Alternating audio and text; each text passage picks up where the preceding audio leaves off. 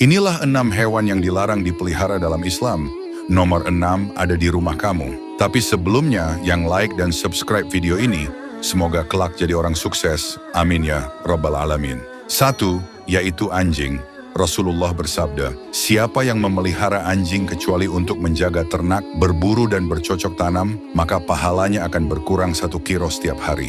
2. Yaitu ular. Rasulullah memerintahkan untuk membunuh ular yang membahayakan manusia. 3. Yaitu burung elang. 4. Yaitu tikus. 5. Yaitu burung gagak. 6.